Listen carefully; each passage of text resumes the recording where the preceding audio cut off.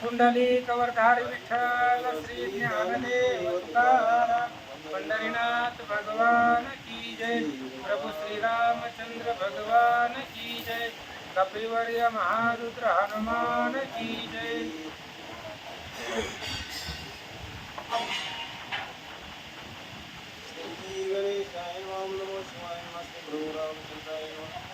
ओम नमो नारायणाय वीर वेदांत वेद वंदे प्रणवत्या सोसविद्या श्री गणेश आता वंदू सरस्वती जी चैतन्य चित्त शक्ती जी स्फूर्ती अमृत मूर्ती आता वंदू सद्गुरु स्वामी नमो या आज्ञेने हा संसार होय कृष्णोपाय मस्तके ठेविता हातू अहम भाव होय घातू स्वहम भाव होय घात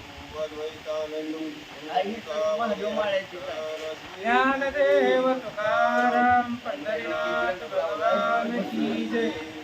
गोपाल कृष्ण भगवान की जय। श्री गणेशाय नमः। ओम नमो शिवाय नमः। श्री प्रभु रामचंद्राय नमः। श्री प्रभ्यो नमः।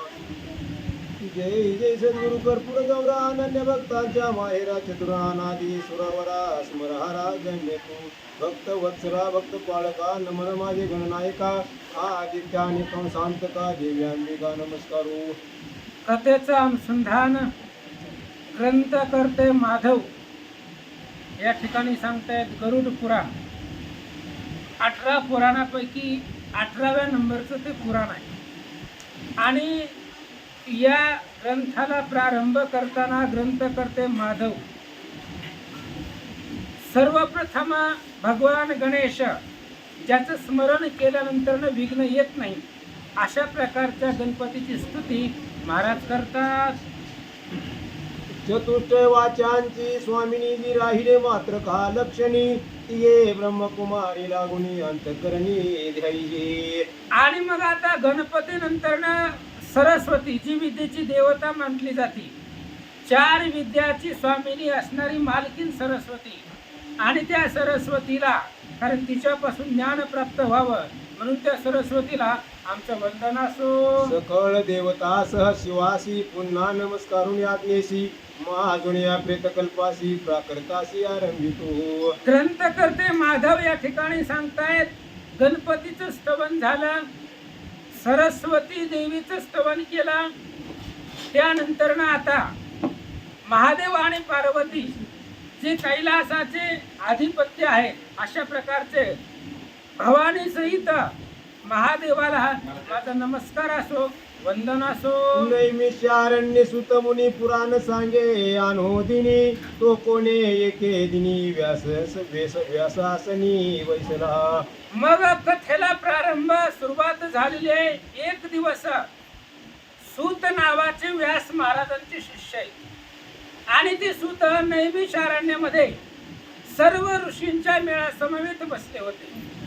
असंच दुपारच्या प्रसंगाला नैमिषारण्य नावाचं वन आहे त्या वनामध्ये सगळे ऋषी मंडळी सोबतीला होते आणि व्यास शिष्य असणारे सूत तिथं असताना त्यांचे गुरुवर्य म्हणजे व्यास महाराज तिथं आले आणि आल्याबरोबर या ते ऋषी शौनका अधिक प्रश्न करीते झाले सम्यक येम सर्वांचा जो अंतक यातना अनेक करीत असे। मग त्या ऋषी मंडळींनी सुताला प्रश्न केला व्यास शिष्य आहेत ते आगाध ज्ञान त्यांच्यापाशी आहे। सुताला विचारलं म्हणले महाराज जीवाला यम यातना करतो असं आम्ही ऐकलंय पण तिथं गेल्यानंतर जीवाला काय काय त्रास होतो ते आम्हाला समूळ सांगा पहिल्यापासून सांगा अशा प्रकारचा प्रश्न समवेत ऋषी मंडळींनी व्यास शिष्य सुताला केला।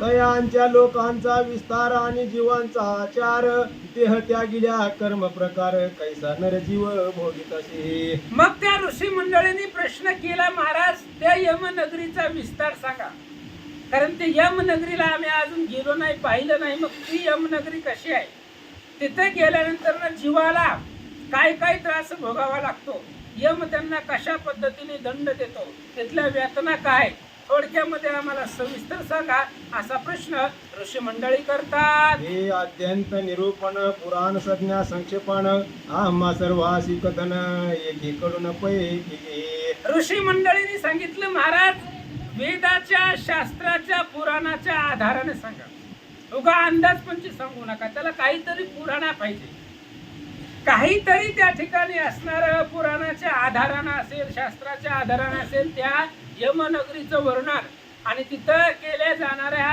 किंवा जीवाला देणारा यम, त्यांना देणारा त्रास, दंड, जी काही वेदना असते ते आम्हाला थोडक्यात सांगा, असं ऋषी मंडळी विचारतात. ऐसा ऋषींचा प्रश्नार्थ ऐकून सूत हास्ययुक्त दृढ धर्म वृक्ष भगवंत तयाशेने मस्त हस्तवितसे. ऋषी मंडळीचा प्रश्न ऐकल्याबरोबर सूत व्यास महाराजांचे शिष्य आहे, ते आता या गरुड पुराण कथेला प्रारंभ करणार आहे. प्रश्न विचारलाय, त्या प्रश्नाचं उत्तर देणार आहे. मग त्या प्रश्नाचं उत्तर देण्याच्या आधी बुद्धिदाता कोणीतरी आहे, तो भगवान परमात्मा, त्या भगवंताचं स्तवन करायला सुरुवात केली. मने वृक्ष रूपी तू भगवान, वेद तुझे स्कंद जाण, पुराणे त्याच्या का गहन, यज्ञ सदक्षिण ती कुसुमे. मग सूत महाराजांनी भगवंताचं स्तवन करायला सुरुवात केली. हे असणारे भगवंता ऊर्ध्वमूल मदशाखम अश्वथम प्राहुरव्ययम छंदांसी यस्य पर्णानि यस्तं वेद स वेद वेद. तुम्ही म्हणजे पूर्ण वृक्ष आहे, धर्म वृक्ष तुम्ही आहे. त्या झाडाच्या फांद्या असणारे वेद आहेत, अनेक पुराण आहेत, ग्रंथ आहेत. अशा प्रकारे वृक्षरूपी भगवंताला नमस्कार महाराज करतात. ऐसा वाढला जो वृक्ष तयांचे फळाचे मोक्ष, वृक्ष रूपी सर्व साक्ष जो प्रत्यक्ष सर्वांगटी. आणि अशा प्रकारचा वृक्ष जो वेद रूपानं आहे, धर्ममूर्तीनं आहे, अशा प्रकारचा तो झाड आहे. मूर्तिमंत वृक्षरूपी तुम्ही भगवंत आहात. आणि त्या झाडाचा फांद्या फळ, झाडाला जे लागणारं फळ आहे ते फळ म्हणजे मोक्ष आहे. कारण तुम्हाला नमस्कार करणारा प्रत्येक जीव मोक्षाला जातो. तुमचं भजन नामस्मरण करणारा मोक्षाला जातो, उद्धरून जातो. म्हणून तुम्ही वृक्षरूपी झाड आहे, आणि त्या झाडाचं फळ म्हणजे मोक्ष आहे. अशा भगवंताला माझं वंदन असो. तो सर्वांचे करी कल्याण, म्हणून नमस्कारीला भगवान. मग मने ऋषी लागून तुम्ही सुपर्ण गरुड जोगा.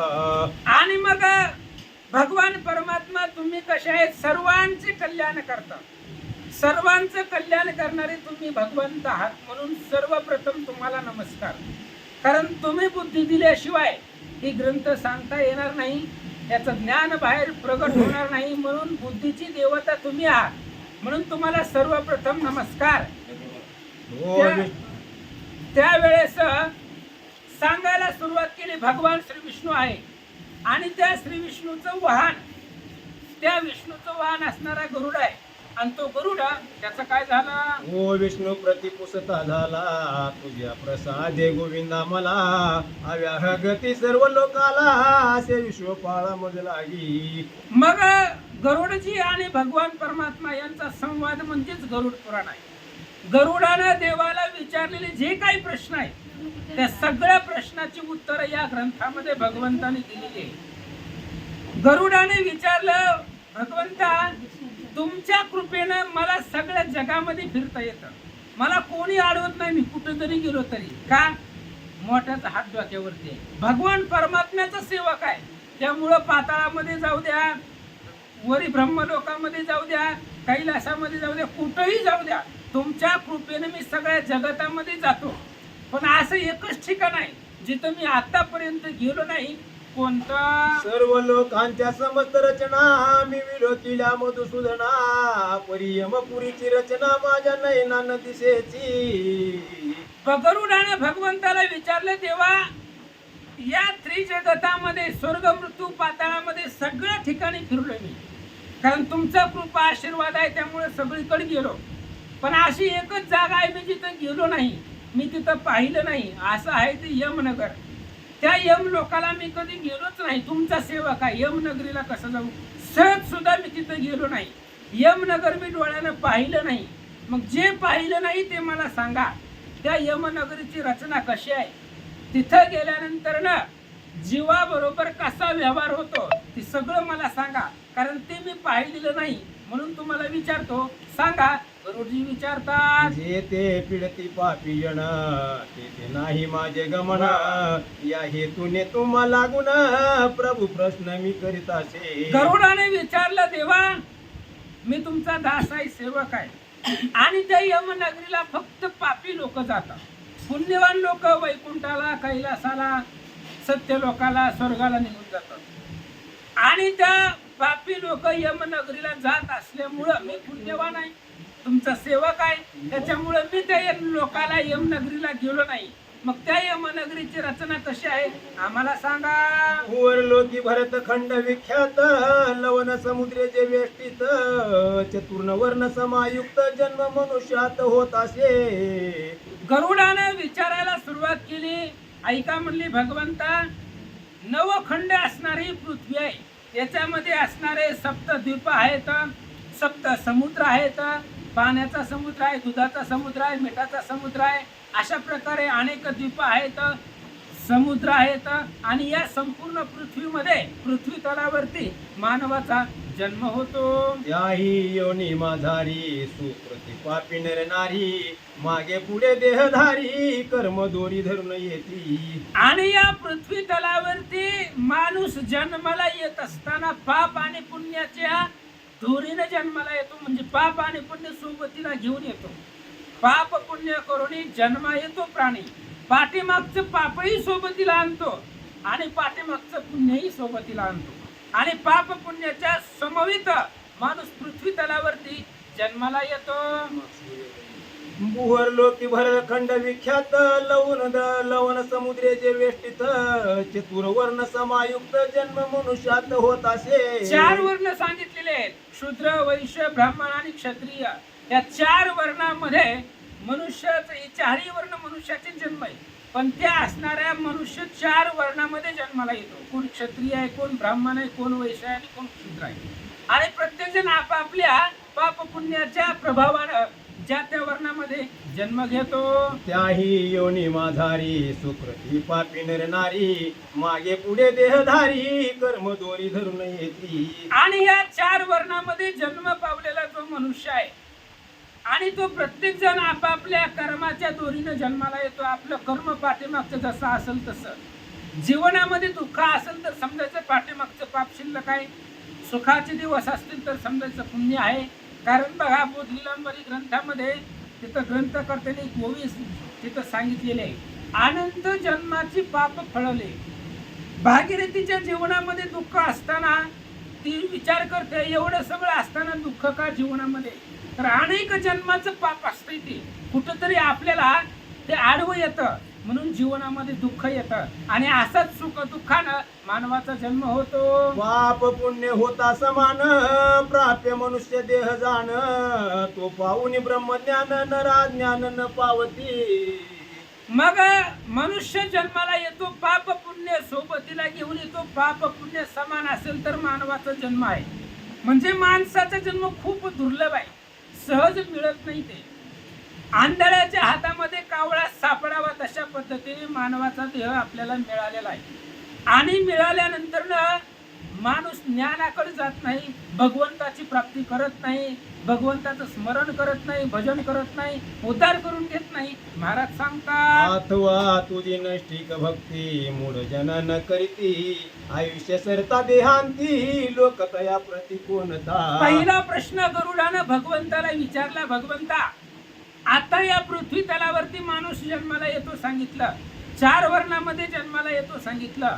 मग असा व्यक्ती, दुर्लभ नरदेह प्राप्त झालेला जीव, जन्माला आल्यानंतर जो जीव भगवंताचं भजन करत नाही, भगवंताचं नामस्मरण करत नाही, असाच नरदेह वाया घालवतो, तो मेल्यानंतर त्याला कोणता लोक मिळतो ते सांगा.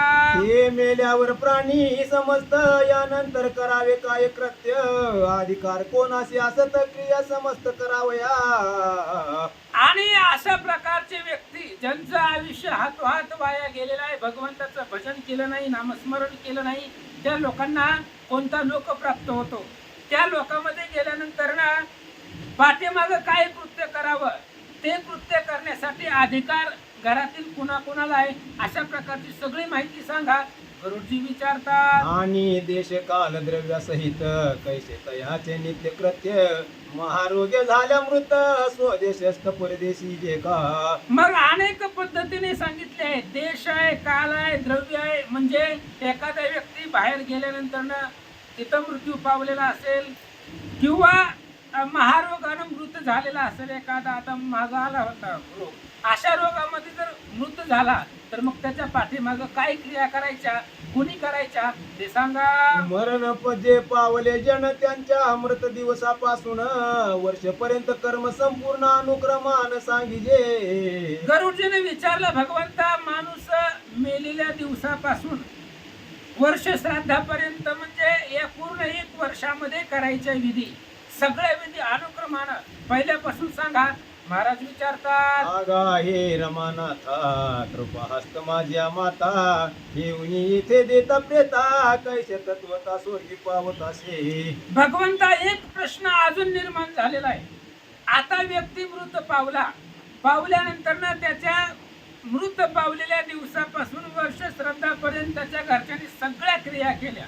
मग तो व्यक्ती स्वर्गाला कसा जातो हे आम्हाला सांगा. हे माधवा निरूपण मग करावे सकळ आपण ऐसा ताक्षक प्रश्न भगवान ऐकून जनार्दन बोलिला.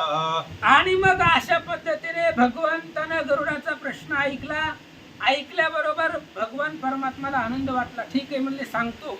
मग आता जो प्रश्न गरुडजीने विचारलाय त्याचं उत्तर भगवंत कसं देतात ऐका.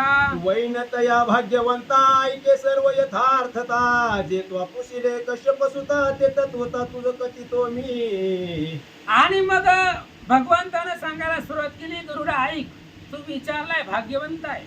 गरुड पुराणाची सगळी कथा, प्रेतकल्पाची कथा विचारली म्हणून सांगतो ऐक. जे तू प्रश्न विचारलेले आहेत ते सगळे सविस्तर सुरुवातीपासून सांगतो ऐका. श्राद्धांचे भेद 3 असती, 9 आणि 9 मिश्र म्हणती. तिसरे पुराण निश्चिती श्राद्ध पद्धती ऐशी त्रिधा. आणि श्राद्ध करण्याच्या 3 पद्धती सांगितलेल्या आहेत. त्यांची नावं आहेत. पहिलं असणारं नाव आहे ते नवश्राद्ध आहे, दुसरं नवमिश्र आहे आणि तिसरं पुराण श्राद्ध. अशा प्रकारचे 3 श्राद्ध ह्या असणाऱ्या 7, 8, 9 दिवसाच्या कालावधीमध्ये करायचे असं सांगतात. मृत दिवसापासून 10 दिवसापर्यंत जाणं नवश्राद्ध नामाभिधान ऋषी सज्ञान बोलती. मग मृत दिवसापासून 9व्या दिवसापर्यंत रोज एक घालायचं श्राद्ध म्हणजे त्याला आपण पिंडदान म्हणतो. आणि ते केल्यानंतर 10व्या दिवसाच्या आतमध्ये ही नवश्राद्ध करायची, त्याला नवमिश्र श्राद्ध म्हणतात. आणि हे श्राद्ध केल्यानं काय होतंय बघा, 2 मिनिटांमध्ये सांगतो. माणूस मेला, मृत झाल्यानंतर आपण त्याचं दहन करतो. शरीर इथं संपतं, मातीत जातं, अग्नीमध्ये शरीर संपतं, त्याचा प्रवास चालू होतो. मग मृत झालेल्या दिवसापासून 10व्या दिवसाच्या आतमध्ये ही 9 दिवस करायचे श्राद्ध.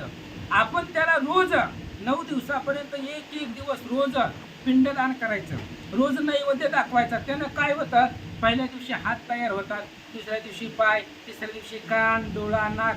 9 दिवसापर्यंत 10व्या दिवसापर्यंत त्याला दिव्य देह प्राप्त होतो. आणि रामचंद्र वैकुंठाला घेऊन जाताना सगळे दिव्य देह घेऊन गेले होते. मग असा दिव्य देह त्याला प्राप्त होतो. कारण स्थूल देह जो आहे तो आपण अग्नीमध्ये दहन करतो, तो संपतो.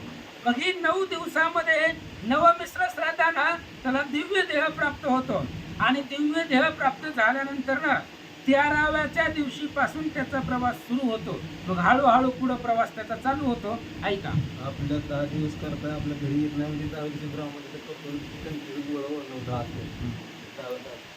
एकादश दिवसापासून होई वर्ष प्रमाण ही श्राद्धे नवमिश्र संपूर्ण श्राद्ध पुराण यानंतर.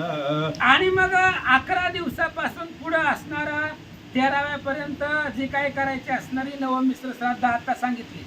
आपण रोज करत नाही म्हणून ब्राह्मण 10व्या दिवशी करतो. महाराज म्हणजे बरोबर आहे, आपण रोज करत नाही पिंडदान म्हणून या 10व्या दिवशी तो ब्राह्मण एका दिवशी असे 9 पिंड अर्पण करतो, देतो. त्यामुळे त्याला 10व्या दिवशी दिव्य देह प्राप्त होतो. असो अशा प्रकारची नवमिश्र श्राद्ध आहे. आणि हे करायचे महाराज सांगतात, चतुर्दश लोकामाधारी भुवर लोक श्रेष्ठ असे भारी त्याही माझी पन्नागारी जम्बुजी पधात्री अति उत्तम पै. 14 लोकांमध्ये ही असणारं भूरलोक म्हणजे पृथ्वी लोक अतिशय श्रेष्ठ आहे. आणि या पृथ्वी लोकामध्ये जम्बूद्वीप नावाचे एक बेट आहे. जम्बूद्वीपाची या दक्षिण कोणी जम्बूद्वीप नावाचं एक बेट आहे, द्वीप आहे. आणि त्या असणाऱ्या जम्बू बेटावरती ही पृथ्वी वसलेली आहे असं सांगतात. त्या सप्तद्वीपांच्यात भरतखंड जे अति विख्यात, त्याही माझी वर्ष भरत त्रिलोक्य विख्यात असे पै. या सप्तद्वीपांच्या आतमध्ये भरतखंड म्हणजे या असणारा भारत नावाचा देश आहे. सप्तद्वीपामध्ये वसलेला आहे, निर्माण झालेला आहे. आणि या असणाऱ्या नवखंडामध्ये सप्तद्वीपामध्ये भारतखंड म्हणजे भारत देश वसलेला आहे असं महाराज सांगतात. त्यात जे भागीरथी तीर सर्व दोषाशी जाळणार, या तुल्यान्य लोक समग्र न होती खगेंद्रा. आणि या भारत खंडामध्ये पृथ्वी तलावरती भारत देशामध्ये गंगा भगवंतानं निर्माण केलेलं पवित्र तीर्थ आहे. आणि या गंगेमध्ये स्नान केल्यानंतर ना किती जरी पापी जीव असला तरी सुद्धा तो पुण्य पावन होतो असं त्या गंगेचं महती आहे. महाराज सांगतात ती भागीरथी मत स्वरूप ब्रह्मांड ही जाणते अल्प, ते सर्व जीवांचा जल्प शास्त्र रूप पयाशे. आणि भगवान परमात्मा गरुडाला सांगताय भागीरथीमध्ये किंवा गंगेमध्ये दोन नाव आहेत त्याला. गंगेला गंगाही म्हणतात आणि भागीरथी म्हणतात. त्या भागीरथीमध्ये गंगेमध्ये स्नान केल्यानंतर ना प्रत्येक जीव पावन होतो. त्याचं कारण आहे ती गंगा म्हणजेच माझं स्वरूप आहे. माझ्या स्वरूपापासून निर्माण झालेली ती गंगा. म्हणून किती जरी लोक पापी असले तरी त्या गंगेमध्ये स्नान केल्यानंतर ना पुण्य पावन होतात. महाराज सांगतात जे शास्त्राप्रमाणे आचार करीती ते मेले अथवा जिवंत असती, परितयाशी दुर्गती न घडे निश्चिती तरीही. भगवंताने सांगितलं गरुडा जे शास्त्राने सांगितलेल्या पद्धतीने वागतात, भगवंताचं नामस्मरण भजन कीर्तन करतात, त्यांची दुर्गती कधीच होत नाही. ते जिवंत असताना सुद्धा त्यांचं कल्याण होतं आणि मेल्यावरती सुद्धा त्यांचं कल्याणच होतं. ते दुर्गतीला कधीच जात नाही. तर भगवंत सांगतात जे टाकोन शास्त्र मार्गाते वर्तताते कामाचे राहते, ते धरुनी पाप मार्गाते दुर्गती ते पावताते. वामपंथाला दुर्गतीला नरकाला यमलोकाला कोण जातं? जे लोक शास्त्राने सांगितलेलं ऐकत नाहीत, पोथी पुराणाचं ऐकत नाहीत, ग्रंथाचं ऐकत नाहीत, भगवंताचं भजन करत नाहीत, नामस्मरण करत नाहीत, अशी लोक वाम मार्गाने वागतात, विषयामध्ये लुप्त होतात. तेच लोक अधोगतीला म्हणजे नरकाला जातात. भगवंत सांगतात जरी उपजेल पश्चाताप तरी ब्राह्मणा प्रार्थून यामुप, प्रायचित्ते होती निष्पाप कल्पिश टोप त्या गुनिया. ऐक म्हणले गरुडा, आता एखाद्यानं पाप केलं, आपल्याला माहित आहे महाराज, दुसऱ्याला माहित नसतं, शेजाऱ्याला कळत नसतं आपण पाप केलं का पुण्य केलं. आपल्या मनालाच माहित आहे आपण काय केलेलं आहे.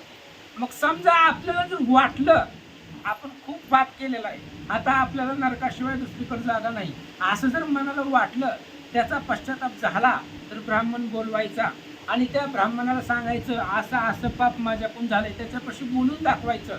मग ते ब्राह्मण देवता जे सांगाल ते केलं की तुमचं सगळं पाप संपेल असं भगवंत सांगतात. आणि जे पापाचरती जयाशी नसे ज्ञान भक्ती, प्रायचित्त न आचरता मरती नरक भोगीती ते दारुण.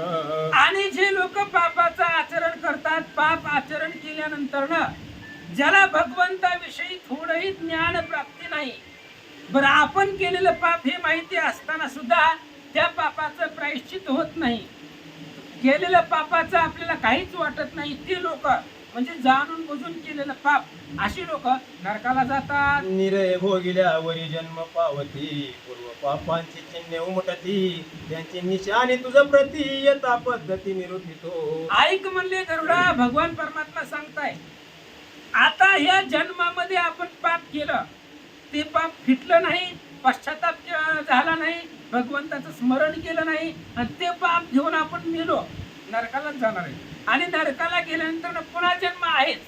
मग पुढचा जन्म भेटल्यानंतर ना ह्या जन्मामध्ये केलेलं पाप, त्या पापाचे चिन्ह पुढच्या जन्मामध्ये उमटतात. कशी उमटतात ऐका. ज्याने पूर्वी मारिला ब्राह्मण अथवा केला अपमान, तो एक क्षय रोग पावे दारुण सुरापान करीत असे. मग आता पाठीमागच्या जन्मामध्ये काय काय पाप केलं आणि ते पाप केल्यानंतर ना पुढच्या जन्मामध्ये तो कोण होतो, ही सगळी कथा भगवान परमात्मा सांगतात ऐका. ज्या व्यक्तीनं पाठीमागच्या जन्मामध्ये ब्राह्मण मारला असेल, त्याच्याकडून ब्रह्महत्या घडली असेल किंवा ब्राह्मणाचा अपमान केला असेल, त्याला नाही त्या शब्दामध्ये बोलला असेल, त्याला क्षयरोग पुढच्या जन्मामध्ये होतो. क्षयरोगानं तो जन्माला येतो आणि पाठीमागच्या जन्मामध्ये ज्यानं मद्यपान केलेलं आहे, दारूच्या आहारामध्ये गेलेला आहे, आयुष्यभर दारूशिवाय त्याला दुसरं काही सुचलंच नाही, असा व्यक्ती पुढच्या जन्मात दयाचे दंत कृष्ण होती सोने चोरी तान खेकुजती जो भोगी गुरुपत्नी प्रती दुर्चम गती त्या प्राप्ती. जो व्यक्ती पाठीमाग सुरापान मद्यपान करून मेला तर तो पुढच्या जन्मामध्ये त्याचे दात काळे होतात. दात काळे झाल्यानंतर ना जन पाठीमाग सोनं चोरलेलं आहे, दुसऱ्याच्या एखाद्या सोन्याची चोरी केली तर त्याची नखे कुजून जातात. जन गुरुपत्नीचा भोग घेतलेला आहे त्याला वाईट योनीमध्ये जन्माला यावं लागतं. अशा प्रकारचे पूर्व पापाचे चिन्ह नरदेहावरती उमटतात. भगवंत सांगतात, आपण अथवा निक कोणी व्रती दिलेली ब्राह्मणा लागुनी हरितासाठी सहस्र वर्ष प्राणी क्रमी योनी विष्ठित पावे. किंवा भगवंताने सांगितलं गरुडा ऐक, एखाद्या ब्राह्मणाला शब्द दिला, महाराज तुम्हाला एवढी एवढी जमीन आम्ही देतो ह्या कार्यासाठी, काय तुम्हाला सप्ताह करायचा असेल, भूती लावायची असेल, काय तुम्हाला सत्कर्म करायचं ती करा, एवढी जमीन आम्ही तुमच्या नावावरती केली, असं एखाद्या ब्राह्मणाला सांगितलं. आणि खरंच जमीन द्यायची वेळ आल्यानंतर जर महागार घेतली नाही किंवा दिलेली जमीन जर पुन्हा त्याच व्यक्तीने महागारी घेतली 1000 वर्षापर्यंत तो नरकाला जातो. कोणी एक ब्राह्मणा लागून देईन ऐशी ऐकवून सोन देईन राज्ञान कुंभी पाक स्थान तया प्रती. एखाद्या व्यक्तीने एखाद्या ब्राह्मणाला शब्द दिला, महाराज तुम्हाला आपण दिलं एवढं आणि ते जर नाही पाळलं, म्हणजे एखाद्याला शब्द दिलेला सुद्धा पाळणं गरजेचं आहे. जर पाळणं होत नसेल तर बोलायचंच नाही, कोणाला काही शब्द द्यायचाच नाही. एखाद्या ब्राह्मणाला सांगितलं एवढं तुम्हाला दिलंय आणि जर ते दिलं नाही तर नरकामध्ये कुंभीपाक नावाचं नरक आहे. त्या असणाऱ्या नरकामध्ये ती कुंभीपाक म्हणजे रक्ताची नदी आहे, कुवांची नदी आहे, त्याच्यामध्ये त्याला घालतात, डुबवतात. अशा प्रकारचं दुःख त्याला भोगावं लागतं. आईशे अनेक नरक भोगल्यावरी जन्मोनी होय दरिद्री यास्तव पंडित चतुरी आयन परवी गोदान किजे. आणि अशा पद्धतीने नरक भोगल्यानंतर ना पुन्हा तो जन्माला येतो आणि दरिद्री म्हणजे आयुष्यभर तो दरिद्रीमध्ये जगतो.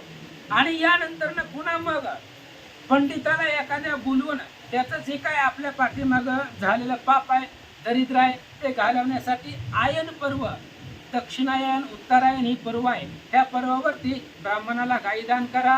एका गोदाने निष्पाप होत हे अज्ञान पापाचे प्रायचित्त बुद्धिपूर्वक अशी स्मृतियुक्त प्रायचित्त करावे.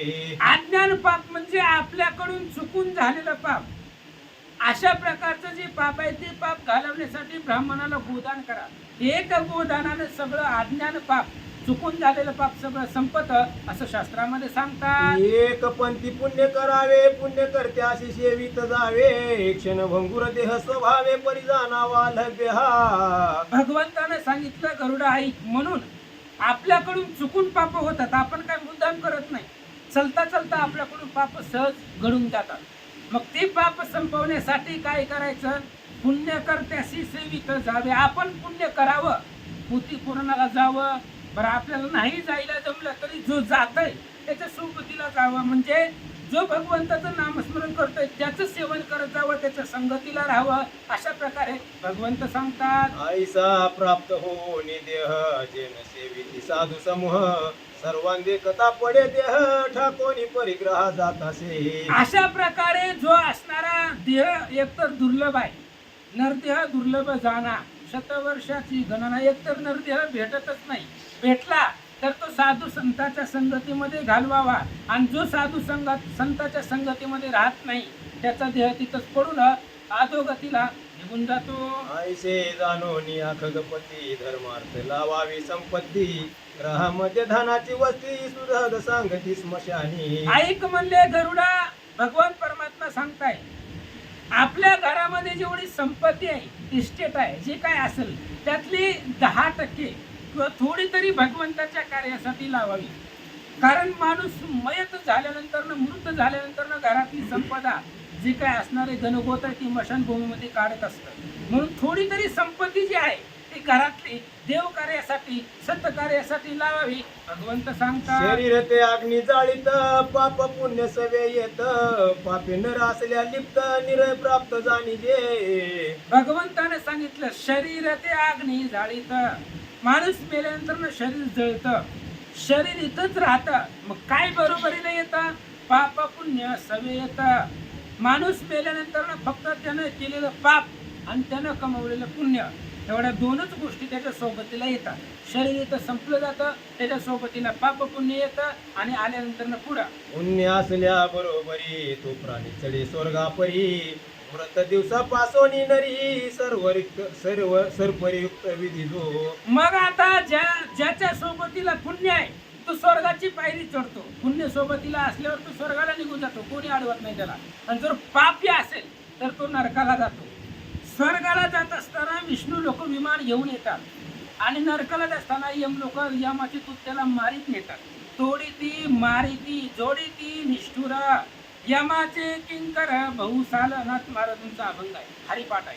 म्हणून असो अशा पद्धतीने पाप पुण्य ज्याचं पाप आहे तो नरकाला जातो, ज्याचं पुण्य आहे तो स्वर्गाला जातो. मग पापी लोकांना मुक्त करण्यासाठी सर्पयुक्त म्हणजे गरुडा पुराणामध्ये भगवंताने जे विधान सांगितलेलं आहे ते विधान करावं. भगवंत सांगतात तो विधी करावा आवश्यक असल्या ही मनुष्य रंक ग्रहस्थ आणि क्रिया त्याग व्रत त्याग ब्रह्मचारी. आणि या गरुड पुराणामध्ये सांगितलेला विधी सर्वांनी करावा. आणि एखादा मनुष्य रंक असतो म्हणजे आता ह्याच्यामध्ये सांगितलेलं आहे गाई दान करा, सोनं दान करा, तेवढं आपल्याला होतं का? नाही होत.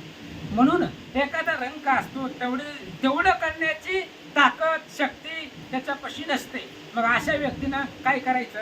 तपस्वी असो निग्राम सेवित संन्यासी इंद्रिय रक्षित विचारी आश्रम नव्हे तर विटंबना निमित्त पै करते. बघा हे 4 आश्रम सांगितलेले आहेत. गृहस्थ आश्रम आहे, वानप्रस्थ आश्रम आहे, संन्यास आश्रम आहे आणि अशा प्रकारचे 4 आश्रम सांगितले गेले.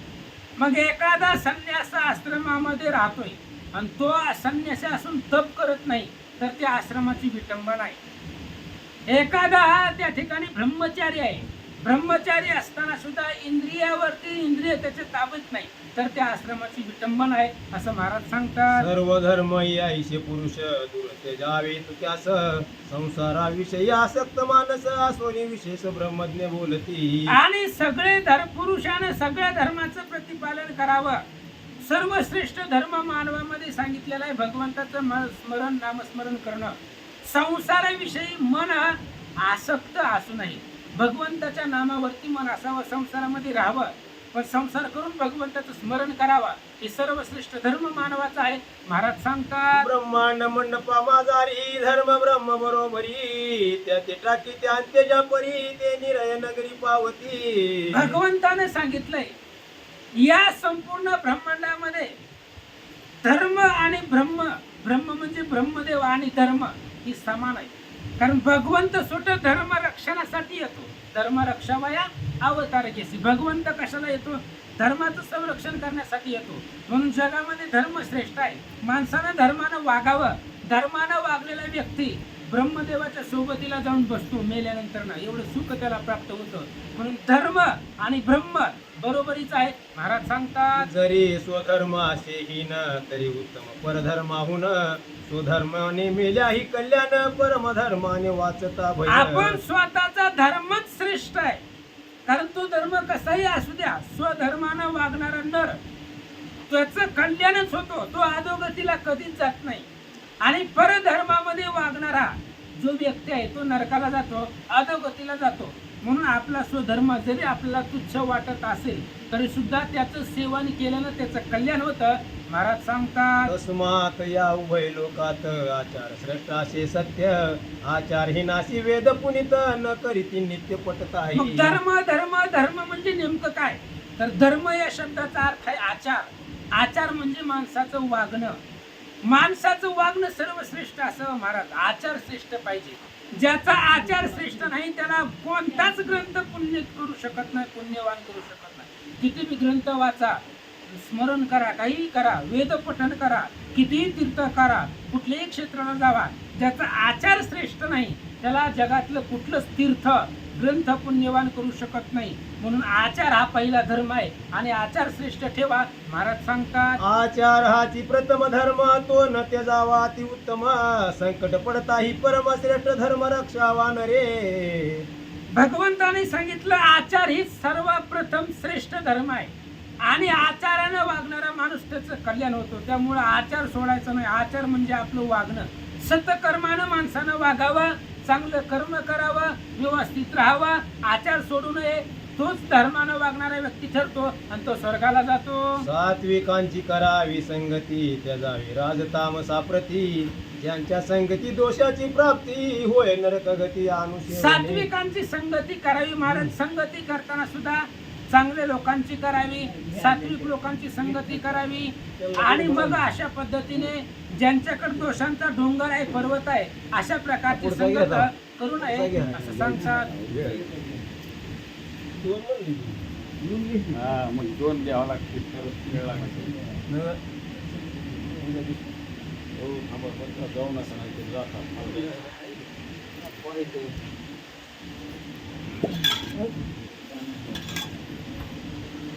वरून